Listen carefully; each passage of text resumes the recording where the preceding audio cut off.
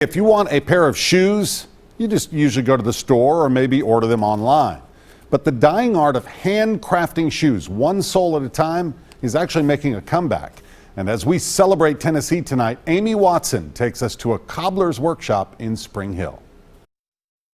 So take this foot and put it right here in the middle. These kids have never bought a pair of shoes like this. Now we have an imprint of how his foot is. In fact, few of us have a handcrafted pair of shoes, but Edward Jones hopes to change that. So we've taken the pattern here and then we've sewn it. Jones is a self-taught shoemaker who enjoys sharing his rare artisan craftsmanship at his Spring Hill studio. Take the children through each step of making a shoe. Everything from the simple measurements to cutting the pattern, sewing the uppers, and then cementing the shoe together. Rayanna Goss brought her 7-year-old along on the field trip. I started homeschooling my son and thought, hey, what an awesome experience to be able to bring kids and our future generation to see how the art of making a shoe and working with your hands to create something. Jones had to learn each of those steps on his own.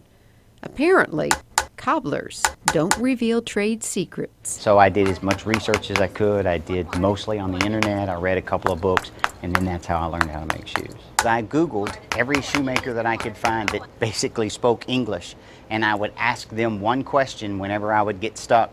When they would give me the answer to that question, then I would X them off the list, and I would go down the list until basically I knew how to make shoes.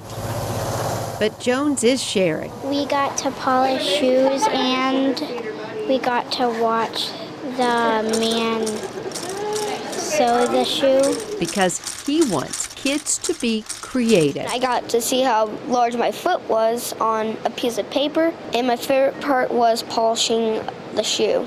This is no factory. It takes Jones about a week to make a pair of leather shoes. I thought it was cool. I've never seen anyone make a shoe before.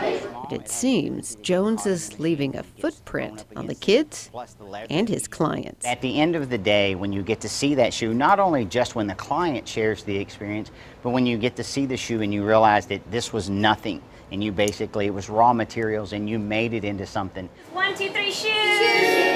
Amy Watson, News Channel 5. And if you would like to check out the workshop, we have a link for you on our website. Go to newschannel5.com.